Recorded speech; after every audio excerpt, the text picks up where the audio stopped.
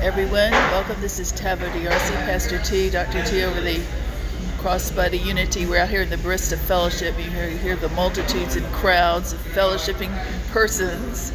I'm talking about definitions and words that we often hear about ministry, mostly controlling ministry, dystopian ministry that is popular.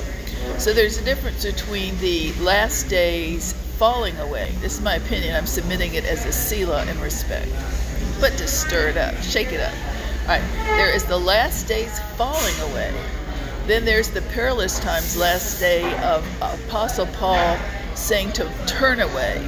And that would include ministry as well if it has the following fruits that Paul mentioned of 2 Timothy 3, 1 through 5, really 6, and 1 Timothy 6, 5. You may read that and deliberate on it, and then if you're a pastor or teacher or mother or somebody, train on it so we can not have that in churches and fellowships. So there is quite a difference between someone who's never met somebody like myself, or your opinion, or different opinions, such as they're not submitted, they're not undercovering, they're not, affiliated, they're not, or whatever. And because we know big boss ministry and law, that's really pretty much the generation that's out there, charismatic maybe, because they got to keep track. They got to know who's over who. So of course, I wasn't raised like that. And so I got my Bible. I thought, Lord, I've never heard of this till I crossed over to study the charismatics. And many of them are fine. You can have 3 kinds of charismatics right now after 46, a long time study. You can have the fruit that represents the Enoch, the first love, holy fear of the Lord, respectful, diverse, honoring their mothers and their fathers. Everybody's equal. The real charismatics, which are the ones, the bride of Christ, the Enochs, all right? Then we can have the Demas. The Demas is more like into power, pride, position, and potentates, and the things of this world. And last would be the worst, evil eye, partly heretic, partly ready to go, being judged, which is the 1 Samuel boys club or girls club, which could be the fruit. Not all are like that, but it could look like it, but they don't have to be. You got to look at the fruit of 1 Samuel that incurred God's judgment. They didn't value people. They didn't respect people or God's offering, but really they mentioned females back then. They were LPs, all right. But God looked at them because they didn't value his people, male or female, when they came to church to fellowship. And a lot more I don't have time for. So we can have evaluation based on doctrine, based on principle, and based on fruit. And I'm trying to get to the fruit that remains in Ephesians 4 for community safety, but also Ephesians 5 when I chat GPT AI in July of 23 to make that clear. I said, were there authoritarians controlling authoritarians in the first church, or was it all mutual submission in the fear of the Lord? Ephesians 5:21, in leaders, offices, fellowship, ministry, and in married family, husband and wife, and it said it was. Then I asked, well, when did authoritarianism, totalitarianism, control, doctrines like that come into the first church? And it said after the influences of Rome and Greece, Hellenism got into the first church. So we're working on this big boss stuff now to, correct, deliver, inform, but also there are not putting the blame or accusation, because there are different personalities that God needs. You need a strong, forceful kind. You need the more, persuasive. I'm a persuasive. Persuasive is like, in definitions, it's not dominating, but it has to be fierce, so it's not dominated by this kind of all-wise controlling personality, that are off in their doctrine that fit the fellowship dysfunction description, 2 Timothy 3, 1 through 5, turn away, the freedom from turn away. So if you go after, and also 1 Timothy 6, 5, we're just submitted to Paul's counsel. We're doing it on behalf of reproving, correcting, informing the body, the true people, so that God doesn't bring judgment on some. You can hear the raucous fellowshipping going on at the Barista Fellowship. Okay, it's always packed, many places. So we're encouraging people to hear God for themselves. All right, so if I were to say, because people have big boss rules and all the people after them, and they all look for this. Are they covered?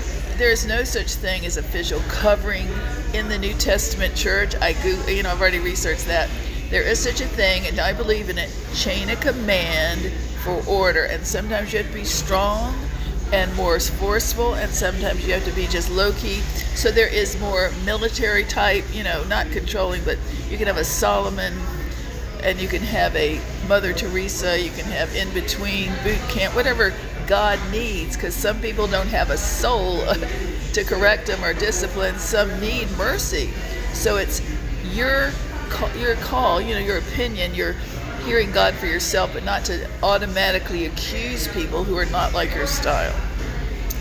With that being said, let me say this. As a Galatians, this is an office, Galatians 1 and 2, similar to Paul, an apostle not sent out by any one person, any one group. I and the brothers and sisters that are with me, leaders out collaborating in the field. So I can go cross-body unity. That's cross-body unity. And it's a prototype for those who need it in the days in which we live of dysfunction and control. But I'm not trying to make it over you. This is not over you. It's not under you. This is a collaborative option if you need to talk, chat. I'm not saying I don't want anyone under me. One reason I learned from the last patriarchal move of God, the last 50 years, 40 years, I learned if there's a training that says you got to be under somebody to be an authentic, real, valid minister that we respect and not accuse, I was sent to study as an embed to know the fruit of that teaching. And the big people that teach it or think they know about it, you do not know how people use that to trade upon your name. They may add witchcraft, they may add racism, they may add big boss taking money. And the implication in the grassroots is that if I say I'm under brother or sister or pastor so-and-so, white, black, or brown, then they could be out in the field making a big name out there, but really embarrassing, humiliating, and defiling the top person. And that is what I want you to know with love, submitted with love. Not all of them. That's why out here you got to know your fruit, you got to know your doctrine, and you got to go through trouble if you run into dysfunction and steely, controlling doctrine or witchcraft or people who jump you. I mean, really, it's just the law gone wild. If you want to see the law in New Testament times in fellowships or people ministry, remember this: Levitical means critical. They're going to be looking to see, catching your flaws. You're not submitted, never speaking, rumoring, a lot of the big boss fruit in the people and the top. I would never hurt anybody by reviling you, but that same type of ministry law reviles people, word curses them. Listen, I'm for the people. I'm not for this. I'm for the top people, not to hurt them and respect them, but I am for the people now. It is that bad trying to fellowship and obey Paul, Hebrews 1, Hebrews 10:25, go to church without the dysfunctional turn away from two other types. Now, when I find people, I believe in being accountable. I believe in being in fellowship. I believe in letting people speak into my life because I've always done that. But I will not tolerate dominating, big boss, hierarchical, occult, or power playing control with misogyny. I will not. And so just get used to it. But we're here as a wise counselor, advice giver, respect everybody, don't gossip. We're here black and white. I've had many years of diverse urban, suburban, as well as hierarchical and swarm ministry and fellowshipping experience, and we're pro the body, but we're pro unity and functional, not dysfunctional, pro unity more. There is a last day coming. We're in it. This is not playtime. This is more like being a soldier in the army of the Lord without hurting anybody. Not military with armor, but just God's whole armor on. wrestling not against flesh and blood. God